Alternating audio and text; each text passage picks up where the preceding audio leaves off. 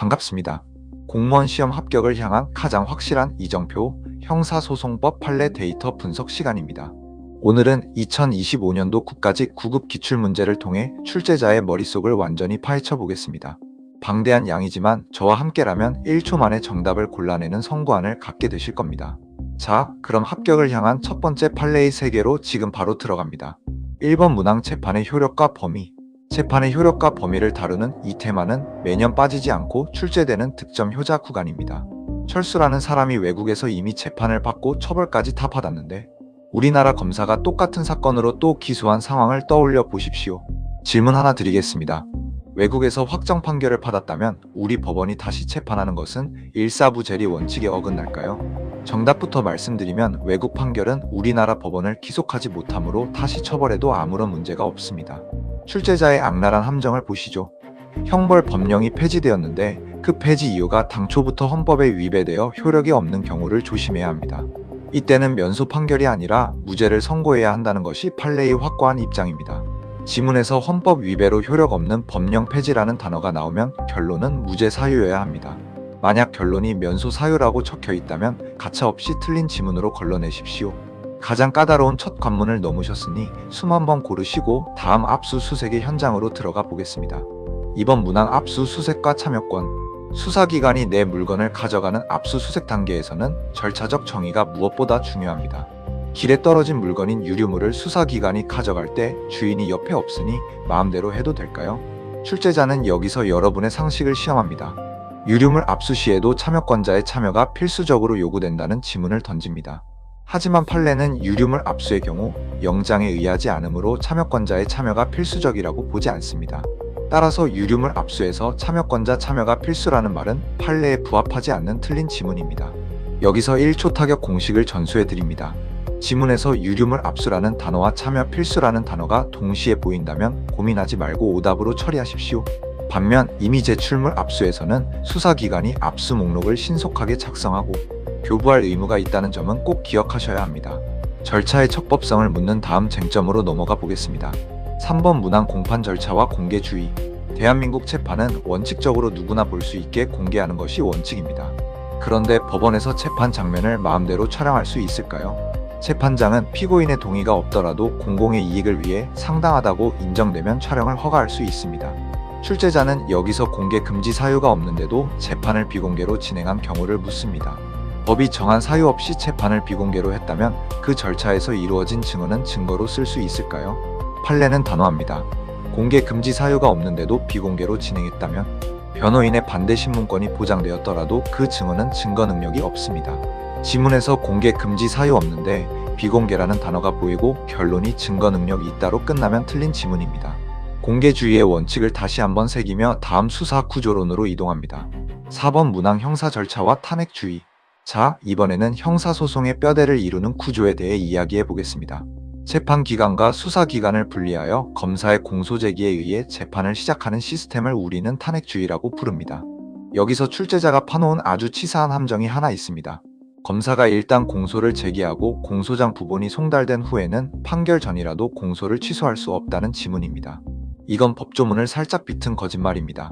공소 취소는 제1심 판결의 선고 전까지라면 언제든지 가능하기 때문입니다. 실전에서는 공소장 송달 후 취소 불가라는 표현이 나오면 즉시 틀린 지문으로 판단하십시오.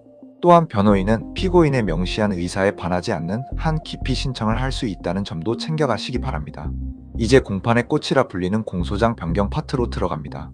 5번 문항 공소장 변경과 동일성.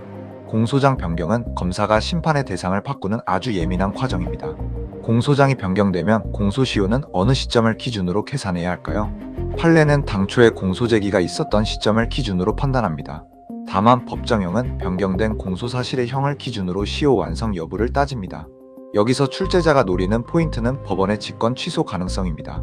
법원이 공소장 변경을 허가했는데 나중에 보니 동일성이 없는 등 위법한 결정이었다면 스스로 취소할 수 있을까요? 판례에 따르면 법원은 스스로 공소장 변경 허가 결정을 취소할 수 있습니다. 지문에서 법원이 스스로 이를 취소할 수 없다고 나오면 틀린 지문으로 바로 골라내십시오. 중요한 고비를 넘기셨습니다. 잠시 어깨를 펴시고 상소와 재심이라는 마지막 산을 향해 가보겠습니다. 6번 문항 상소와 불이익 변경 금지. 상소 파트에서는 피고인에게 불리하게 형을 바꿀 수 없다는 불이익 변경 금지 원칙이 핵심입니다. 피고인만 항소했는데 항소심이 일부 무죄를 인정하면서도 1심과 똑같은 형을 선고했다면 어떨까요? 일부 무죄로 범죄 사실이 줄었는데도 형량이 그대로라면 이건 피고인에게 실질적으로 불리해진 것이므로 원칙 위반입니다. 또한 1심 판결이 선고되고 확정까지 되었는데 나중에 항소권 회복 청구가 들어오면 법원은 어떻게 해야 할까요? 판례는 이미 항소심 판결이 선고된 사건이라면 항소권 회복의 이유를 따질 필요도 없이 기각해야 한다고 봅니다. 절차의 종결성을 중시하는 판례의 태도를 잘 기억해 두시기 바랍니다. 7번 문항 재심 절차와 사유. 마지막으로 억울함을 푸는 재심 절차에 대해 알아보겠습니다. 재심을 청구한 사람이 결정이 나기도 전에 안타깝게 세상을 떠났다면 절차는 어떻게 될까요? 재심은 피고인의 이익을 위한 것이므로 청구인이 사망했다고 해서 절차가 바로 종료되지는 않습니다. 출제자는 사망 시 종료된다는 표현으로 여러분을 현혹할 겁니다. 재심 청구인 사망 시 절차 종료라는 지문은 가차없이 오답으로 처리하십시오.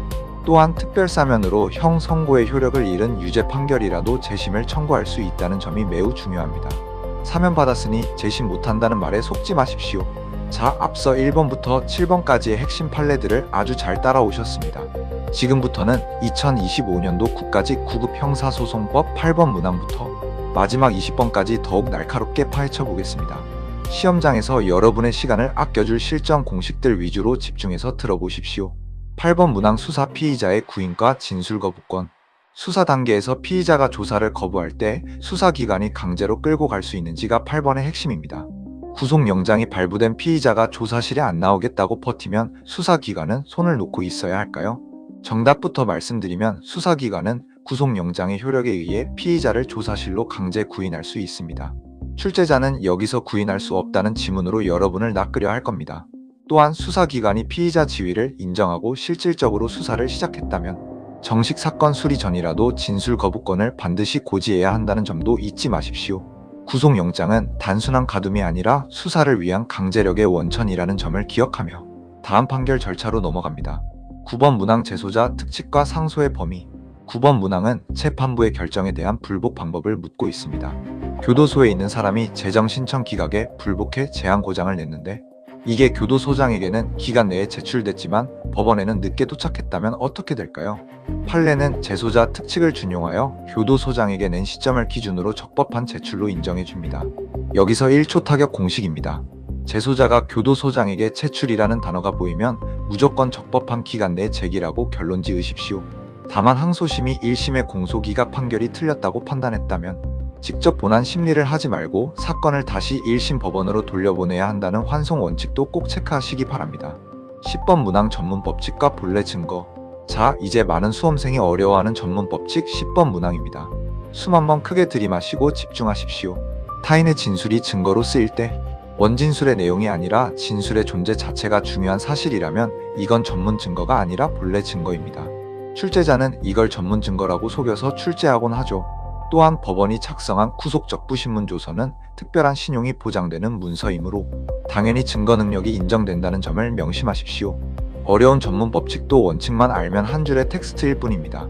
다음은 소송의 구조적 특징을 다루는 11번입니다. 11번 문항 당사자주의와 검사의 수사. 우리 형사소송법은 검사와 피고인이 대등하게 싸우는 당사자주의와 법원이 주도하는 직권주의가 섞여 있습니다. 검사가 공소를 제기한 뒤에 참고인을 따로 불러서 피고인에게 불리한 조서를 다시 만드는 행위는 어떨까요? 판례는 이런 행위가 당사자주의와 직접주의에 반한다고 봅니다. 따라서 검사가 소환 조사를 통해 사후에 만든 조서를 증거로 제출하는 것은 당사자주의에 반하지 않는다는 지문은 틀린 지문입니다. 소송의 공정성을 해치는 행위는 법이 허용하지 않는다는 원칙을 세우며 국선 변호인 파트로 갑니다. 12번 문항 국선 변호인 선정과 효력. 12번 문항은 피고인의 방어권을 지키는 국선 변호인 제도입니다.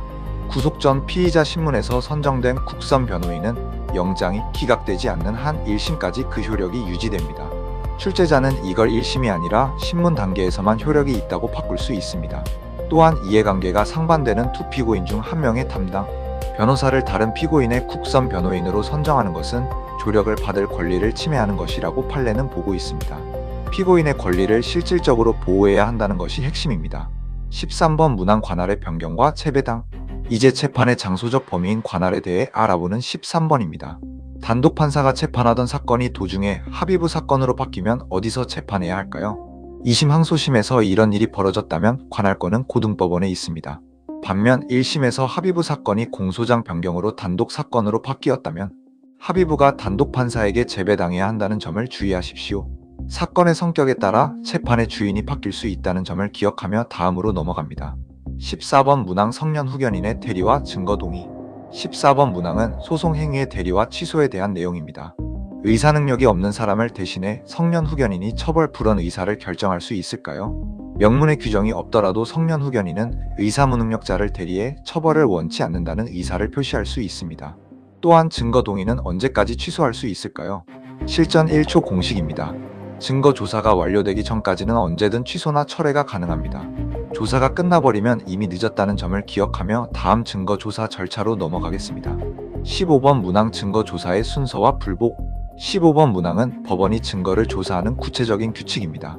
피고인의 자백이 담긴 조서는 언제 조사해야 할까요? 판례는 다른 증거를 모두 조사한 후에 마지막으로 조사해야 한다고 규정합니다. 또한 법원이 증거 신청을 받아주지 않을 때 어떻게 해야 할까요? 판결 전 소송 절차에 대해서는 이의 신청만 가능할 뿐 따로 항고할 수 없다는 점이 출제 포인트입니다. 절차의 흐름을 방해하지 않으려는 법의 의도를 이해하면 쉽습니다. 16번 문항 공판 준비 절차와 출석. 자, 이제 16번 문항을 통해 공판 준비의 함정을 파헤쳐보죠. 검사나 피고인이 공판 준비 기일 지정을 신청했는데 법원이 이를 거절한다면 즉시 항고를 할 수 있을까요? 정답은 아니오입니다. 준비기일 지정 신청에 대한 법원의 결정에는 불복할 수 없다는 것이 법의 입장입니다. 또한 피고인은 법원의 소환이 없더라도 공판 준비기일에 스스로 출석할 수 있다는 권리도 꼭 챙겨가십시오. 17번 문항 자백보 강법칙과 공범의 진술. 이어서 17번 자백보 강법칙으로 갑니다. 피고인의 자백만으로는 처벌할 수 없다는 이 원칙에서 공범의 진술은 어떨까요? 우리 판례는 공범인 공동피고인의 진술은 피고인의 자백에 포함되지 않으므로 서로 보강 증거가 될 수 있다고 봅니다.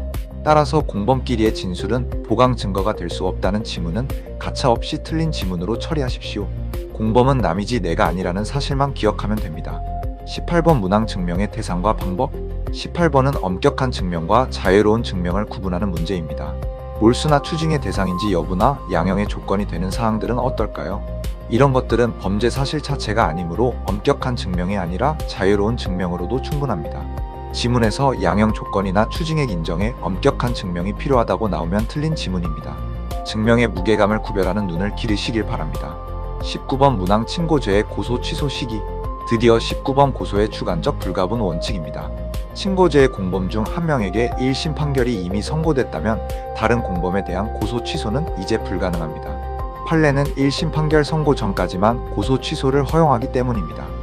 한번 판결이 나오면 고소 취소의 기차는 떠났다고 생각하십시오. 20번 문항 전자정보 압수수색의 한계. 마지막 20번 전자정보 압수수색입니다. 수사기관이 영장을 집행했는데 유효기간이 아직 남았다고 해서 다시 가서 뒤질 수 있을까요?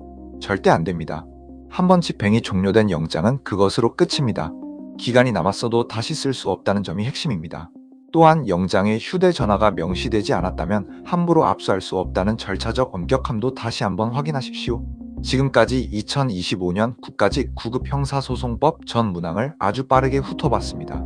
이 방대한 양을 끝까지 완주해낸 여러분의 열정이라면 합격의 문턱은 이미 넘은 것이나 다름없습니다.